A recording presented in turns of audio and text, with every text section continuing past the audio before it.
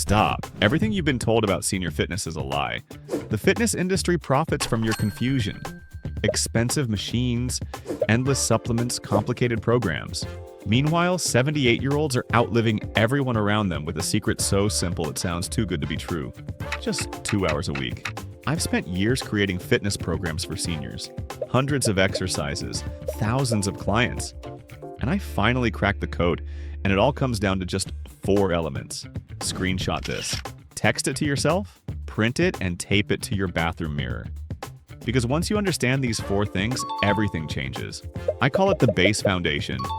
Balance, agility, strength, endurance. Now here's the scary part. Remove just one of these and everything collapses.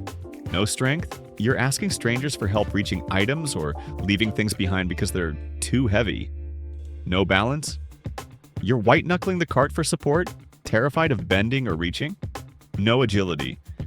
You're moving slowly and carefully, bumping into displays, unable to navigate the store efficiently. No endurance? You're exhausted halfway through, rushing to finish or needing someone else to shop for you. This is why most seniors are doing it all wrong. They're training one thing at a time in isolation.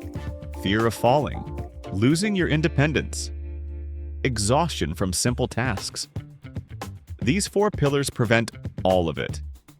That's why I'm showing you 6 exercises that train all 4 elements at once. Exactly how your body was designed to move.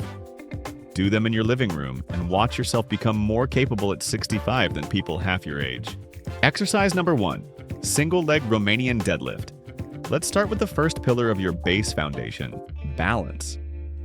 And here's something most people don't know. Most balance problems aren't really balance problems, they're strength problems. When your legs are strong enough to catch you and your core is stable enough to keep you upright, your natural balance systems work much better. This movement is basically a blueprint for how you move through life. Every time you bend down to pick up groceries, reach for something on the floor, or even walk upstairs, you're doing a variation of this movement. Stand on one leg with a slight bend in that knee and hinge forward at the hips, while your other leg extends straight back behind you. Think of your body as a seesaw. As your torso goes down, your back leg goes up. Keep your back flat, not rounded, and feel that stretch in your hamstring. Your body should form one straight line from your head through your extended leg. Start with body weight for 3 sets of 8 reps per leg. Once that feels comfortable, grab a dumbbell in the opposite hand of your standing leg. Maybe 10 to 15 pounds to start progress by adding weight gradually, maybe 5 pounds every couple of weeks, or by slowing down the tempo to 3 seconds down, 3 seconds up.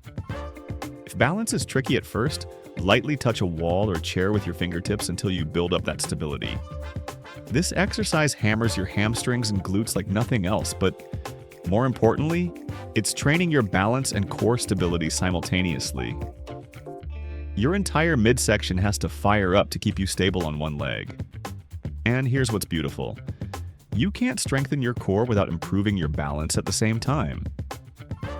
Research shows that core stability exercises significantly reduce falls in older adults and improve balance and mobility. Exercise number 2, single leg stance with reaches. This second exercise focuses purely on the balance pillar. This is pure balance training that progresses from static to dynamic. Start simple. Stand on one leg for 30 seconds while brushing your teeth or waiting for your coffee to brew. Once that's easy, close your eyes for 10 seconds at a time. You'll immediately feel how much harder it is. Then progress to reaching movements.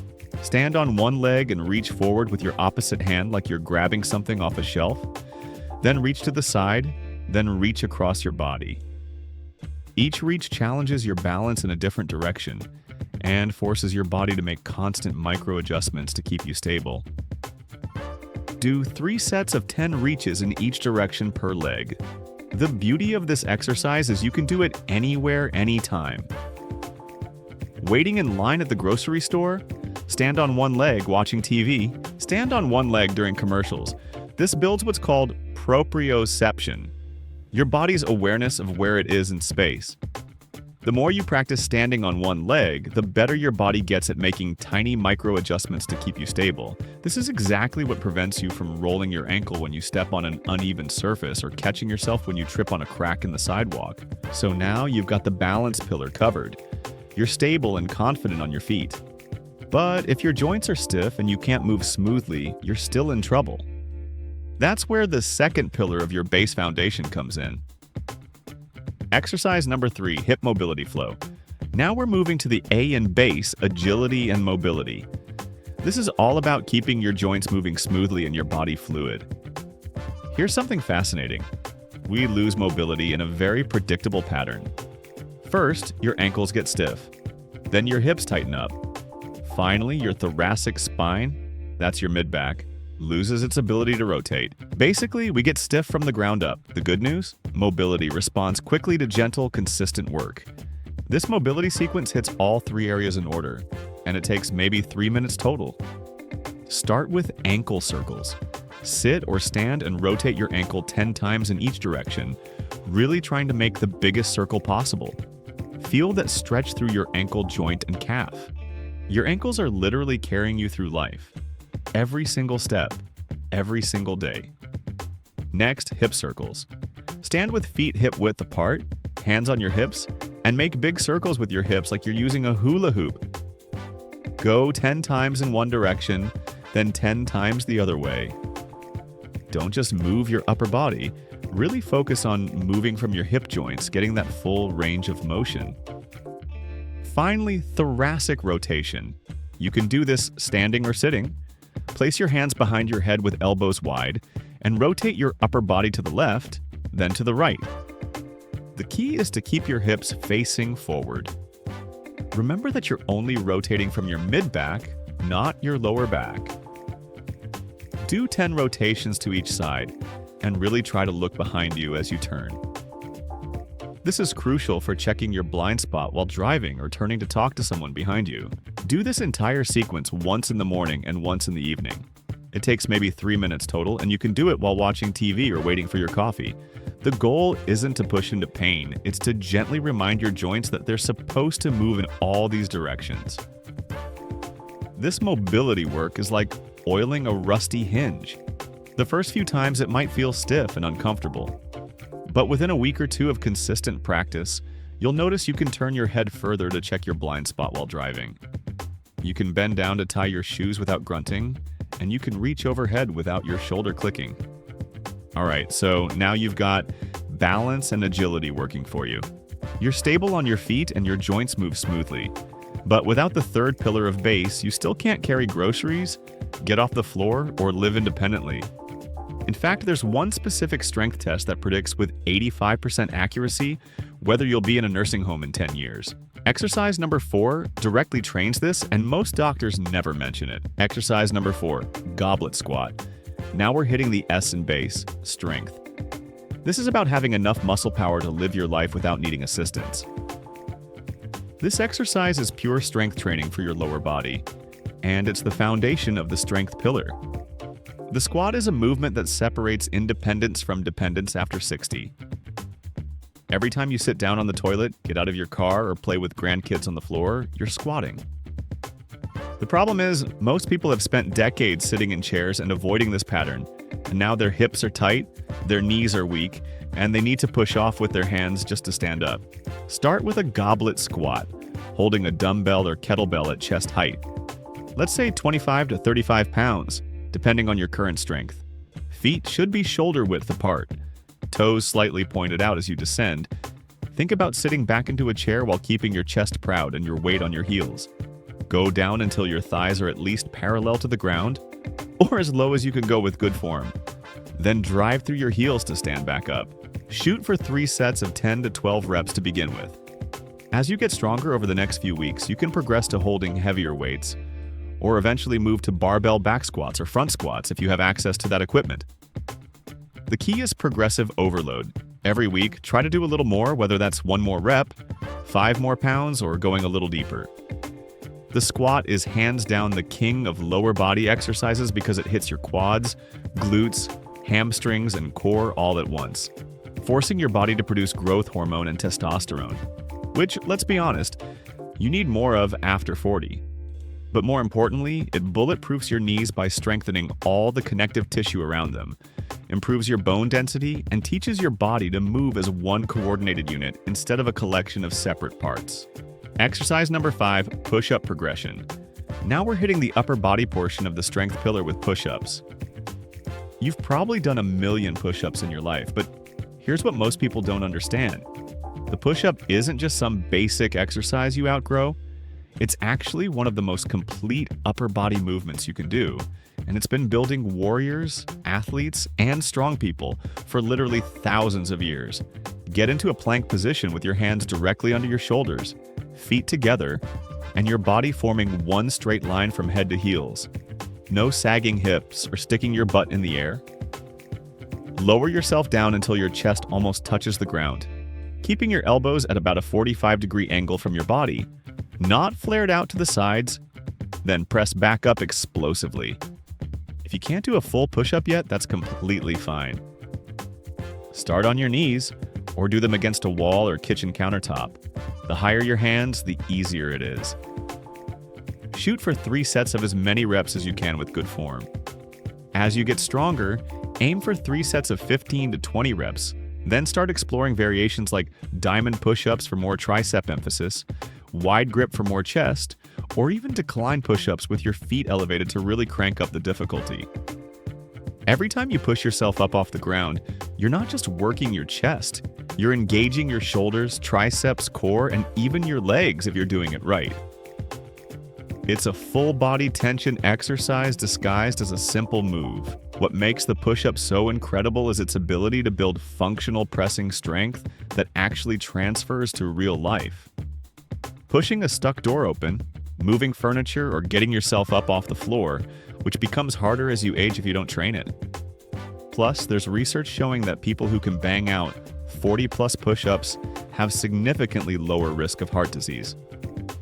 So yeah, this simple move might literally save your life. So now you've got balance, agility, and strength all working together. You're stable on your feet, your joints move smoothly, and you're strong enough to handle daily tasks. But there's one more pillar in the base foundation that ties everything together. And without it, you'll run out of gas halfway through your day. That's the E in base, endurance. Exercise number 6, marching in place with intensity intervals. This is all about your cardiovascular system, your heart, lungs, and circulation. Your heart is a muscle, and like any muscle, it gets stronger when you challenge it appropriately and regularly. The key word here is appropriately. We're not trying to stress your system, we're trying to strengthen it. Endurance is what allows you to walk longer distances without getting winded, climb a flight of stairs without needing to stop and catch your breath, and have energy left at the end of the day for things you actually want to do. This doesn't mean you need to start training for marathons or buying expensive cardio equipment. Marching in place is one of the most accessible and effective ways to build cardiovascular endurance, and you can do it right in your living room. Start by marching in place at a comfortable pace for 30 seconds. Lift your knees up toward your waist, swing your arms naturally, and breathe steadily through your nose if possible. Then increase the intensity for 30 seconds, march faster, lift your knees higher, really pump those arms. Then back to comfortable pace for 30 seconds. Keep alternating between comfortable and intense for a total of 5 to 10 minutes. As your conditioning improves over the next few weeks, you can increase the intense intervals to 45 seconds or a full minute. Or you can add variations like high knees, butt kicks, or even stepping side to side. The goal is to get your heart rate up to where you're breathing harder, but can still hold a conversation. That's the sweet spot for building endurance without overstressing your system. If you prefer, you can do this same interval approach with walking outside, using stairs in your home, or even dancing to your favorite music. The specific activity doesn't matter as much as the pattern. Periods of higher intensity followed by periods of recovery. Here's what's happening when you do this. You're training your heart to pump more blood with each beat, you're improving your lung capacity so you can take in more oxygen, and you're building the network of tiny blood vessels that deliver oxygen and nutrients to your muscles. Over time, activities that used to leave you winded become easier. Stairs that used to feel like climbing a mountain become manageable. And you have more energy throughout your day because your cardiovascular system is working efficiently. All right, so now you've got all 4 pillars of your base foundation working together: balance, agility, strength, and endurance. But here's where it gets really interesting. Let me show you how these 4 pillars work together in real life, because that's where the magic happens. Now here's what I need you to understand. These 4 pillars don't work in isolation. In real life, you need all 4 working together, all the time. Let me tell you about my neighbor, Frank. He's 72, lifts weights 3 times a week, and can bench press more than guys half his age. Strong as an ox. But last winter, he slipped on a patch of ice in his driveway and broke his hip. Why? Because he'd spent years only focusing on strength and completely ignored his balance and agility. All that muscle couldn't save him when his feet went out from under him, and his body didn't know how to react fast enough to catch himself. That's what happens when you're missing a pillar. You might be strong but unstable, or flexible but weak, or have great endurance but can't balance on one foot to save your life. So how do you program these 6 exercises? Your weekly schedule? Dead simple. 3 days a week. That's it. Day 1 focuses on lower body and balance, and it takes about 20 to 30 minutes. You'll do your goblet squats to build that leg strength, your single leg Romanian deadlifts to train balance and hamstrings together, and finish with your single leg stance work to lock in that stability. Day 2 is all about upper body strength. Another 20 to 30 minutes. This is where you work through your push-up progressions, building that pressing strength and core stability that keeps you functional. Day 3 brings it all together with a full body circuit for 20 to 30 minutes. You'll flow through your complete mobility sequence, those ankle circles, hip circles, and thoracic rotations. Then finish strong with your marching intervals to build that cardiovascular endurance. Let that sink in for a second. 60 to 90 minutes total per week. 3 short workouts. Remember that study I mentioned at the beginning? 2 hours per week of exercise reduced mortality risk, even in people with chronic diseases. 3 20-minute sessions gets you there. Most people spend more time scrolling their phone each day than this entire weekly program demands. So the question isn't whether you have time, but whether you're willing to trade 90 minutes of your week for decades of independence. The key is progressive overload. Every week, try to do a little more. 1 more rep, 5 more pounds, a harder variation. Your body adapts to stress by getting stronger, but only if you consistently challenge it appropriately. And if something hurts, not the good muscle burn, but actual joint pain, back off and modify. The goal is sustainable progress, not proving anything to anyone. Now here's what makes this different from every other fitness program you've tried. These 6 exercises aren't designed to isolate muscles. They're designed to integrate your entire system, exactly how your body moves in real life. Most workout programs have you training body parts in isolation, chest day, leg day, back day. But your body doesn't work that way. When you reach for something on a high shelf, you don't just use your shoulders. You use your core for stability, your legs for balance, your hips for rotation, and your cardiovascular system to deliver the oxygen that makes it all happen. That's the base foundation. Not body parts, body systems. Here's my question for you. Which pillar are you weakest in right now? Are you strong but unstable? Mobile but lacking endurance? Be honest with yourself, because that's where you need to focus first. You can't build a solid foundation if one of the pillars is crumbling. And remember, Frank was strong, but strength alone wasn't enough. Your body needs all 4 systems working together, just like they do in real life. Don't forget to drop your name and where you're watching this from in the comments. I'd love to know more about you. If you found this helpful, make sure you're subscribed so you don't miss future videos on staying strong and mobile after 60.